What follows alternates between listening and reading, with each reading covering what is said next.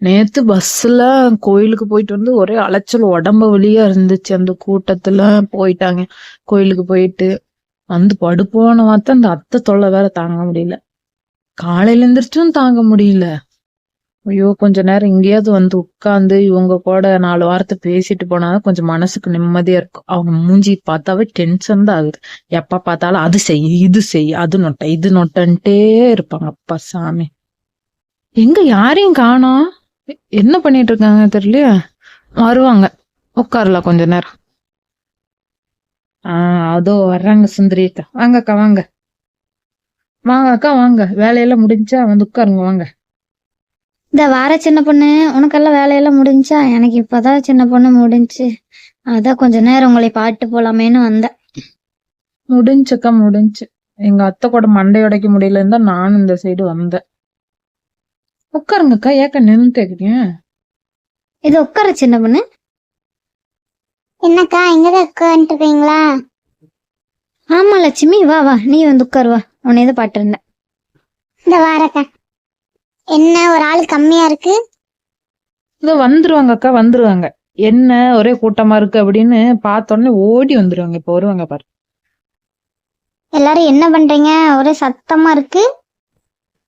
என்ன சண்டை நினைச்சு சண்டை வேடிக்கை பார்க்கலான்னு ஓடி வந்தீங்களா? யாச்சும் அப்படி எல்லாம் பேசுற? நான் அப்படிப்பட்டவளா? அப்ப எதுக்கு இவ்வளவு வேகமா ஓடி வந்தீங்க அங்கிருந்து? பார்த்தேன், மரத்தடியில யாரும் உட்காந்துட்டு, நிறைய பேர் உட்காந்துட்டு இருந்த மாதிரி இருந்துச்சு. அதான் வந்து பாக்கலான்னு வந்தேன். சரி, வந்துட்டீங்களா? உட்காருங்க, வாங்க. ஏன் சுந்தரி அக்கா, இன்னைக்கு காலையில என்ன செல்போன்ல கோழி சண்டைய பட்டிருந்தீங்க? ஒரு சவுண்டா இருந்துச்சு. கோழி சண்டையாவது கோழி கறியாவது. இன்னைக்கு காலையில முதலமைச்சர் ஐயா எல்லார அக்கௌண்ட்லயும் 5000 ரூபாய் போட்டிருந்தாங்கல்ல. அந்த மெசேஜ் பார்த்துட்டுதான் இன்ப அதிர்ச்சியில கத்திட்டு கிடந்தேன் நான் ஒரே சந்தோஷத்துல. ஆத்தியா லட்சுமி அக்கா, சும்மா அமைதியா இருக்கணும் பார்த்தா இன்னைக்கு சரவெடியே எங்க வெடிக்கிற. வீட்டுக்காரங்க வந்து எங்க பணம் வந்துருச்சாமா, குடு, நான் டீ குடிச்சிட்டு வந்துடுறேன் அப்படின்னு நின்னாங்க. நான் தான் இருந்துட்டு, போங்கப்பா, இது மகளிருக்கான உரிமை தொகை, போய் நீங்க போய் ஆண்களுக்கு ஆன சங்கம் ஆரம்பிச்சு வாங்கிக்கோங்க போங்க அப்படின்னு அனுப்பிவிட்டேன். அதை விட சின்ன பொண்ணு, இந்த 5000 ரூபாய் வந்தோடனே எங்க வீட்டுக்கார மூஞ்சில ஒரே மாற்றம். ஒரு 100 ரூபாய் கேட்டாலே என்ன செலவு பண்ண அப்படின்னு சிபிஐ மாதிரி விசாரிப்பாரு. இப்போ ரோஜா, அந்த காசு நீயே வச்சுக்கோ அப்படின்னு சொல்லிட்டாரு என்னைய. எனக்கு அதை விட ஒரு அதிசயம் என்ன தெரியுமாக்கா? எங்க மாமியா எப்ப பார்த்தாலும் சோம்பேறி சோம்பேறின்னு சொல்லி திட்டிகிட்டே இருப்பாங்க. என்ன இந்த பணம் வந்ததுக்கு அப்புறம், சின்ன பொண்ணு உனக்கு என்ன வேணுமோ வாங்கிக்கோ, அப்படியே வீட்டையும் நீ பாத்துக்கோ அப்படின்னு சொல்றாங்கக்கா.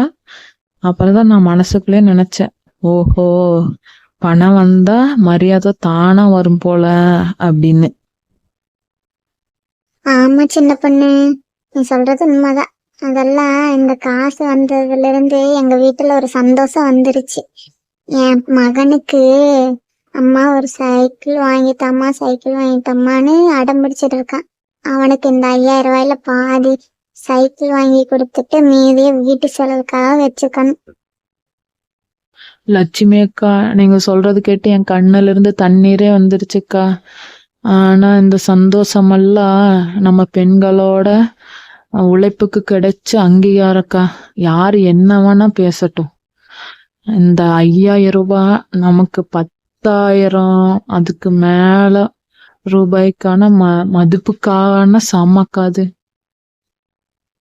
ஆமா, சரி, பேசிட்டே இருக்க வேண்டாம். எனக்கு இந்த காசு வந்ததும் முதல்ல போய் எனக்கு ஒரு நல்ல புடவை வாங்கணும்னு ஆசையா இருக்கு. நீ வரைய ரோஜா? நான் வரலன்னா எப்படிக்கா? நானும் என் பட்டு புடவைக்கு பார்டர் வைக்கணும்னு யோசிச்சுக்கிட்டே இருந்தேன். அதையும் பண்ணிட்டு வரணும்க்கா. போனஸ் கிடைச்ச மாதிரி இது. அப்படியே நான் என் செல்போனுக்கு கவர் மாத்தணும், அதையும் மாத்திட்டு வரணும்க்கா.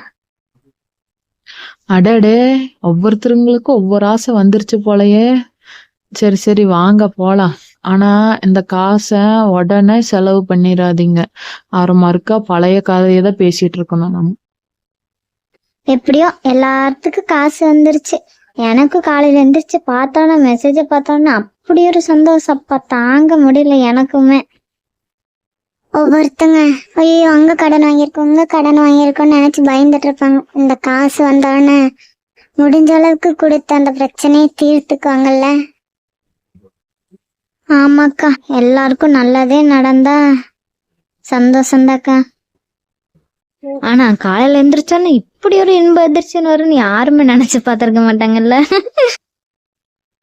அக்கா சுத்தி இருக்கிறவங்க என்ன வேணா பேசட்டும், நம்ம வீட்டுக்குள்ள இருக்கிற அடுப்பாங்கரையில இருக்கிற நிம்மதி நமக்கு மட்டும்தான் தெரியும். இது வெறும் இலவசம் இல்ல, பெண்கள் உழைப்புக்கு முதல்வர் கொடுத்திருக்கிற அங்கீகாரம். கரெக்டா சொன்னீங்க அக்கா, சூப்பர். சரியா சொன்னல லட்சுமி. சரி வாங்க அப்படியே கடை பக்கம் போய் வீட்டுக்கு தேவையான பொருளை வாங்கிட்டு வரலாம். இன்னைக்கு எங்க வீட்டுல சாயங்காலம் பலகாரம் தான்.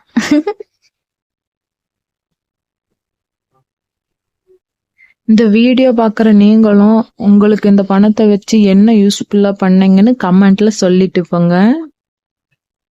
அப்பாடா, எப்படியும் இந்த பெண்களின் உரிமை தொகை கதை முடிவுக்கு வந்துருச்சு. உங்களுக்கு இந்த வீடியோ பிடிச்சிருந்துச்சுன்னா சப்ஸ்கிரைப் பண்ணிக்கோங்க. உங்களுக்கு இதே போல வீடியோ அடுத்தடுத்து வரும். நன்றி, வணக்கம். உங்க எல்லாத்தையும் நாங்க அடுத்த வீடியோல பாக்குறோம். நன்றி, வணக்கம். உங்களிடமிருந்து விடைபெறுவது உங்கள் சின்ன பொண்ணு. சின்ன பொண்ணு, நானும் ஒண்ணு சொல்லிக்கிற சின்ன பொண்ணு. சொல்லுங்கக்கா லட்சுமிக்கா, சொல்லுங்க. எல்லாத்துக்கும் பாய். வாழ்க வளமுடன்.